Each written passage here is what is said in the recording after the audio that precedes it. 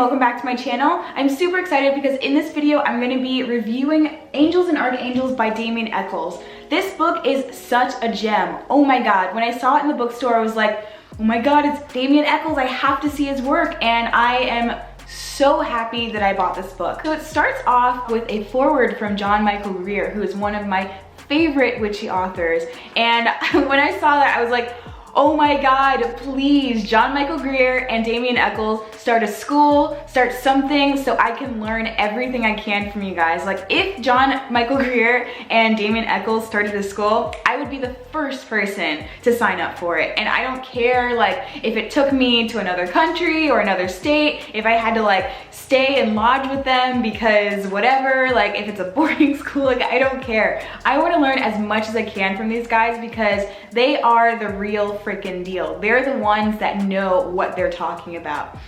With a lot of like witchy authors and things like that, it's a lot about the aesthetic, a lot about like what's cool and what can like make you seem more witchy, all the tools that you need and all that stuff. With this book, Damien actually mentions like tools are unnecessary. Like, sometimes they help boost your spells, but for the most part, what he says is like, a witch should be able to go on a deserted island and thrive and actually be able to still perform their magic without all the tools that everyone says that you need. And that's what's been like most important to me. Like, what I teach you guys sometimes, it's like, really all you need is yourself and like a couple things. It's one of the reasons why I got into symbols, because if I learn as many symbols as I can and I learn like the lore behind them, how to use them in magic and how to manifest my goals with them, then I have everything that I need. All I need is a marker and a symbol, and I'm like, I'm good. And I love that he mentions that in this book. With the symbols, of course, I opened this book and I was like, oh my god, there's sigils and things like that to work with your magic. The only thing is, like, I noticed that he doesn't really explain how he created the sigils. I noticed that he used a circle with the Theban alphabet, which is also called the witch's alphabet or the honorarium alphabet, and that's a way to create sigils. If you guys want to know more about sigils and how to create them from names or like from something that you could manifest, let me know and I can create a video for you guys. But I noticed that he used that circle with the Theban alphabet, and I did notice that like some of them aligned with the lettering, but some of them didn't. So I'm wondering if it's like, I don't know. I know the names are Hebrew, so maybe there's like a different spelling in Hebrew or something like that, and that creates the different sigils and like why they don't completely match up. But it would have been interesting to learn more about their sigils and how they were created in his eyes for this book. But that's like a little bit of a separate thing. He puts the sigils in there, and he also puts the tarot cards in there and how they relate to different archangels and angels as well, which I really appreciated, because with the Tree of Life, the paths connect with the tarot, and it's always interesting to see like the different symbolism in the tarot and how it relates to these paths as well. And this just added a little bit of another element to it, because he points out the angels and archangels and also like has a little bit of a description on how they help in a situation with the tarot as well. There's not too much of a description in the tarot section, but it gives you like the name and like a little description of like how, you know, this can help you with any situation that you need. So that was actually really helpful, and I really appreciate that because it's just an added element to my understanding of the Tree of Life and the tarot in general as well. And the way he explains the differences between the archangels and angels, it's really good. It's comprehensive. I really appreciate his writing style. It's so easy for you to understand what he's saying because he talks about it from his perspective of working with them as well, and not just from like a scholarly way of saying it. Like, the older books are very dense and you can't really fully understand what they're trying to say because it's kind of like it's in another language almost, but he gives you everything from his perspective, which is like, it's so good. It's such a good way of explaining how to use this type of magic, because this is very new to some people. This is new to me, and for me to see this and say, oh, okay, I understand this, I could do this, that's like, yes, it's a gem. That's everything that you want in a book that teaches you about a different type of ceremonial magic or magic in general that you're not necessarily used to.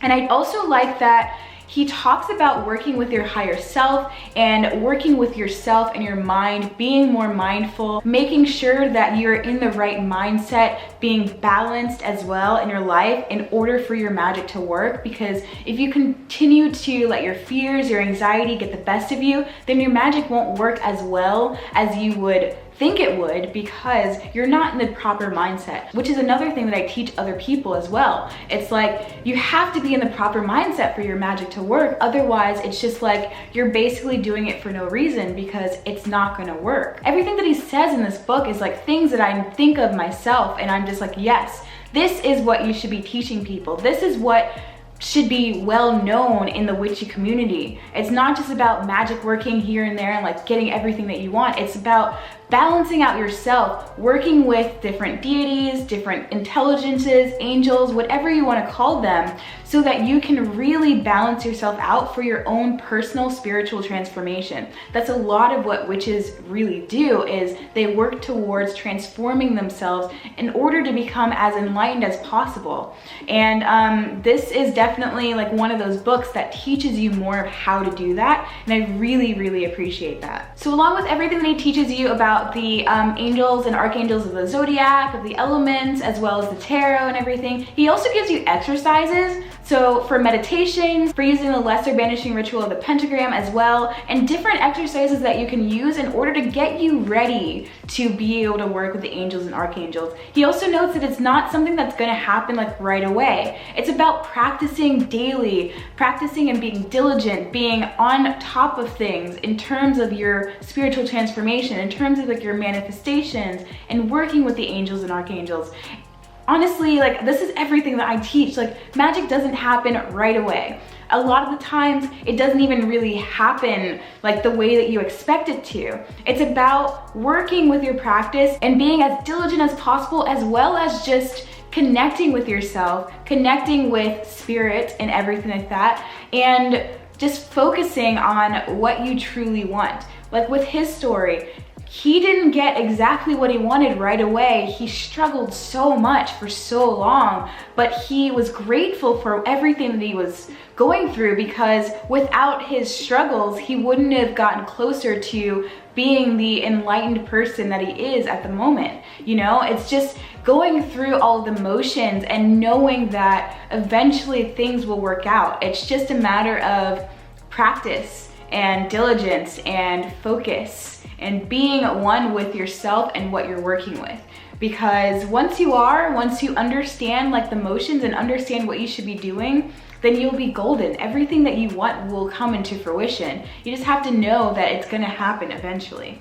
So yes, this book is like, man, it's definitely one of those books that you want to keep on your bookshelf if you're interested in learning more about the Kabbalah, about ceremonial magic, about the angels and archangels. It's not for everyone. So I want you to understand, like, it might not be the easiest thing to comprehend at first, especially if you're not interested in Kabbalah or anything like that. So you definitely want to be interested in this subject in terms of like working with the angels and doing specific rituals and ceremonies and things like that. If you're not interested in ceremonial magic, if you're not interested in symbols or working with the angels, then this book may not be for you. But if you are interested in Kabbalah and understanding a little bit more about it, as well as, it's not even just about Kabbalah, because it talks about other religions and how things correspond with one another, which I also mention a lot. Like a lot of different religions will work with the same types of energies, just in a different way. So I love that he mentions that. But if you are interested in learning more about this subject, I would definitely get more books on Kabbalah and the angels as well, if you can find them. And if you do, let me know in the comments below. But I have a book called The Aquarian Kabbalah, which is one that I've been working on, and I've been sometimes confused about it. And this book definitely helped me out in understanding the different paths of the tree of life and how they also correspond to the tarot as well.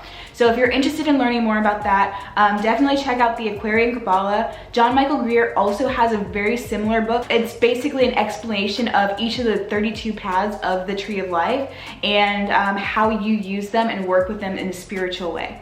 So this book is definitely a 4.5 or 5 out of 5 in my opinion, because it pretty much has everything that I want in order to correspond to the other books that I have. I honestly wish that he would have just had an entire book of his experiences. It's possible that High Magic is that book, so I'm definitely gonna check out High Magic, but Angels and Archangels is definitely a gem, and I'm really happy that I have it on my bookshelf. So yeah, that is my review of Angels and Archangels by Damien Echols. Let me know what you guys think of this book in the comments below. Let me know if you plan on getting this book. I'll have a link in the description box below for you guys. And yeah, thanks for watching, and I'll see you guys next time.